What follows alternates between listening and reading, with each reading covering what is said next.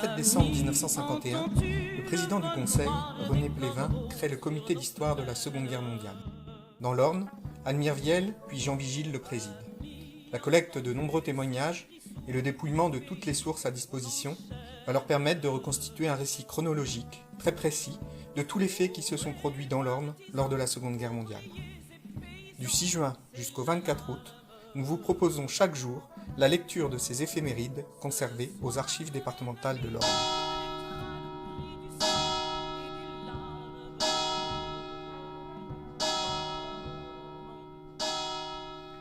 « 1944, 4 août. La Ferté-Macé, renseignements. Les renseignements collectés de la Ferté-Macé à Donfront, Barenton, Saint-Cyr-du-Bailleul, Manche, et de la Baroche-Gondouin, Mayenne, par le groupe de Almire Viel, commandant Maxime, sont transmis directement par le poste émetteur SOE Permit Circuit de Melleray. Mortagne, bombardement de convoi de la Wehrmacht. 0h15. 4 bombes tombent sur la RN 138 à la sortie de la ville. Dégâts importants à plusieurs immeubles. Lignes électriques et téléphoniques coupées. Le Sapandré, exactions allemandes. Des SS brisent les scellés apposés sur la maison Goulin le 12 juillet et enlèvent le mobilier. Taillebois, mitraillage de convoi de la Wehrmacht. Au cours du mitraillage d'éléments Wehrmacht dans le bourg, un civil est blessé par l'aviation alliée. Sainte-Honorine-la-Chardonne, sabotage de véhicules de la Wehrmacht. Le groupe Béguin-Julien, dépendant de Libénor, détruit au plastique un camion allemand à l'atelier de la Pouplière. 3 participants. Argentan, pointage des Israélites. 2 Israélites pointent régulièrement au contrôle. Élise Salomon, Berthe Salomon. Avrilly, arrestation. Le capitaine Jean Lefebvre, chef du secteur FFI, est arrêté par la Feldkommandantur. Il parviendra à lui fausser compagnie et à rejoindre les lignes alliées. Bonnefoy, la Ferrière-aux-Doyens, bombardement des troupes de la Wehrmacht. L'aviation alliée, à 11h45, attaque des renforts allemands au lieu-dit la Mare-Baudin et la Rabotière. 2 civils sont blessés, une ferme est détruite, 2 maisons sont endommagées. Rouvroux, embuscade des forces françaises de l'intérieur. Immobilisé par des crève-pneus, un camion allemand est attaqué par le groupe de Ségrifontaine, Péchard, entre Rouvroux et les Roches de Hêtre. 7 hommes participent à l'attaque. 4 Allemands sont tués. Le groupe se replie avant l'arrivée d'un convoi allemand. Au cours de l'opération, Bob Bernier est légèrement blessé. Chambé, mitraillage de convois allemands. 17h. Les avions alliés attaquent un convoi allemand sur la RN 24 bis Paris-Granville, près du bourg. 2 civils tués, 2 blessés. Objectif non atteint.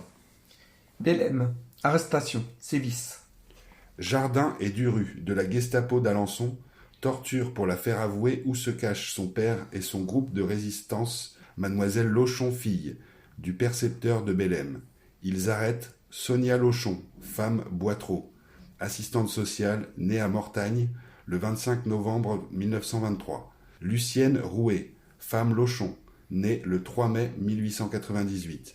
Participe à l'action Jardin, Duru, Max Foulon, Roland et 3 Allemands, un officier et un Feldwebel nommé Paul. Saint-Cyr-la-Rosière, torture et exécution sommaire. Renseignée par Léa Blancard, femme Périgny, dite la Blanchette, la Gestapo torture. Madame Dreux, boulangère.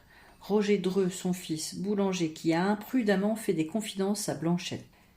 Alfred Dreux, boulanger, est abattu d'une rafale de mitraillettes près de la maison Fromage. Ont participé à l'action Jardin, Pierrot Duru, Roger Griveau, Max Foulon, dit le boxeur, Gilbert Berthaud et Blanchette, à la recherche du maquis franc-tireur partisan de Alphonse Vaudreau. Léa Périgny, 34 ans, est membre du réseau Hoffmann de l'Abwehr. Elle sera condamnée à mort le 7 juin 1946 par la Cour de justice de l'Orne, puis graciée. Elle a été la compagne de l'espion Pilet, condamné par la Cour de justice de Rennes, et elle est arrivée à Alençon en septembre 1943. Apnée sous Bellem, attaque du maquis.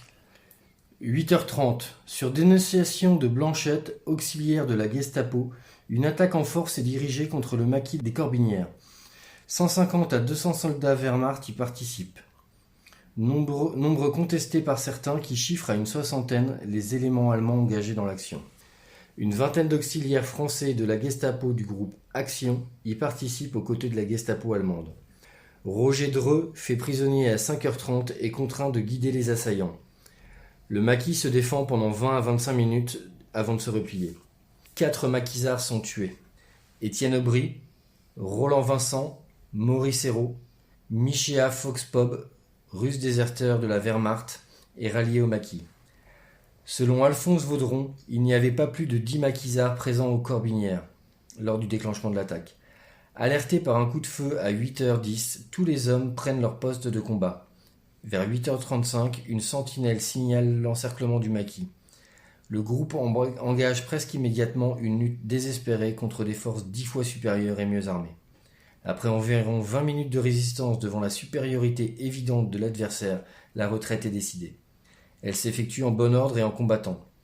Le groupe, malgré ses pertes, se ferait un passage et se rassemble immédiatement. 4 des nôtres sont tués. Les Allemands perdent 5 hommes et quelques blessés. La Gestapo procède à 6 arrestations et fusille 6 patriotes sur place. Apnée sous Bélem. Arrestation et exécution. 9h30. Au lieu-dit La Falaise, sont fusillés par les Allemands. René Brouard, né le 12 juin 1897. Cultivateur accusé d'avoir logé le maquis dans les bâtiments de l'ancienne bouverie des Corbinières. Basile Karnatchezev, maquisard, franc-tireur partisan du groupe Vaudron. Russe, déserteur de la Wehrmacht rallié au maquis. Apnée sous Bélem. Représailles allemandes. La Gestapo et ses aides français incendient les bâtiments de la bouverie des Corbinières, refuge du groupe franc-tireur partisan Vaudron. Damary. Arrestation.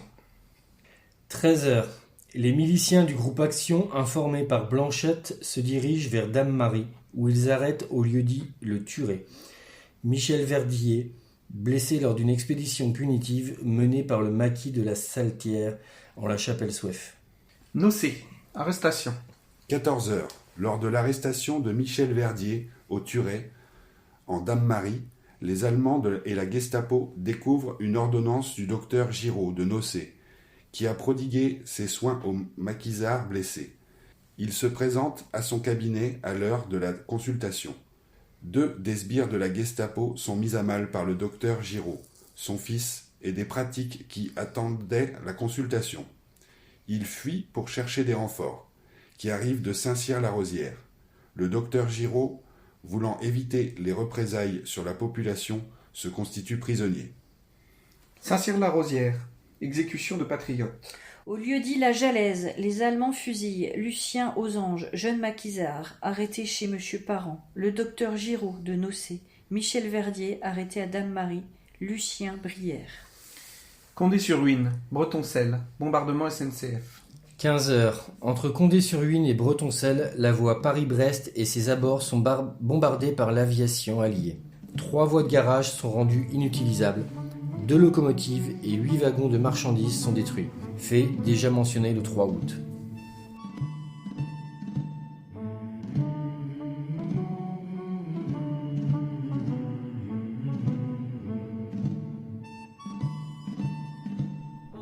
Ce podcast vous a été présenté par la Direction des Archives et du Patrimoine culturel de l'Orne,